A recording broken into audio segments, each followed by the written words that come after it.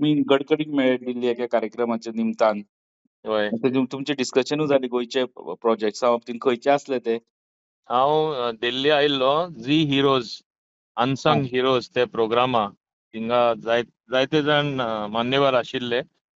माननीय नितीन गडकरी जी आशिल्ले आनी मागीर कंगना रनौत ती आशिल्ली आनी हे ओके. भाशेन मागीर अंकीत तिवारी सिंगर वेगळे वेगळे क्षेत्रांसून लोक आशिल्ले तितून म्हाकाय आपयल्लो ओके. आनी तेन्ना म्हाका माननीय नितीन गडकरी मेळ्ळे आनी हांव खंयच्याय म्हणजे चान्स मेळटा तो सोडना कित्याक म्हाका काम जाल्लें जाय. हांवें सांगलें आमचें मातशें ते बस स्पोर्टाचें काम मातशें पेंडींग आहा. तो म्हणपाक लागलो हें मातशें पेंडींग आहा पूण आमी एक मार्ग काडून जाता तितले बेगीन करया.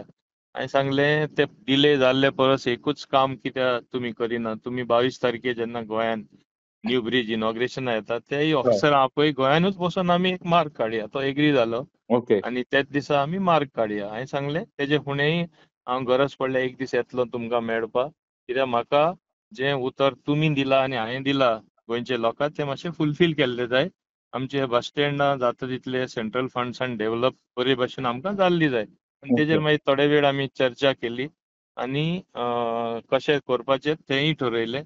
हांव तेका धन्यवाद म्हणटा कित्याक केन्नाच कितें सांगलें तो ना म्हणना आनी टॉपमोस्ट प्रायोरिटी दिता. तो एक्चुअली आयिल्लो फंक्शना पण हय. फंक्शना सुद्दां येयला आसतना सेपरेटली म्हाका व्हरोन थिंगा लॉन्जान बसोवन आमी खरे हे भाशेन काम करपी कमी जाण आसता. हांव बरोबर. तेका देव बरें करूं म्हणटा आनी समजता की हें बस स्पोर्ट म्हूण आमचे बस स्टँड बरे प्रमाणान बांदपाचे बेगीनचे बेगीन जावचें म्हूण सेंट्रल गव्हर्मेंटाची तशीच लोकल गव्हर्मेंटाची प्रयत्न आसतले.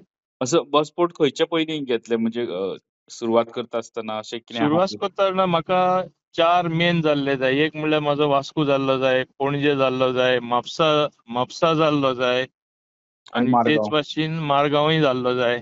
आनीकूय एक 2 म्हणजे तेणें सांगलां 6-7 आमी पयले घेवया म्हणून प्रायोरिटी. So okay. बाकीचे खंयचे घेवपा ते सगळ्यांक विचारून माननीय मुख्यमंत्र्याकूय विचारूनच हांव डिसिजन घेतलो खंयचे आमी प्रायोरिटीचेर घेवया.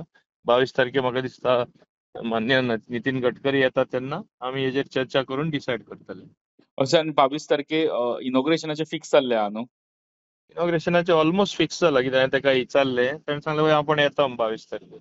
22 तारखेर जुवारीची सेकंड फेज ओपन करपाक येता म्हणून सांगलें तेंच्यांनी. होय. ओके हांव सर. तेजेच वांगडा आशिल्लो न्ही त्या फंक्शनाक आमी बरोबर आशिल्ले.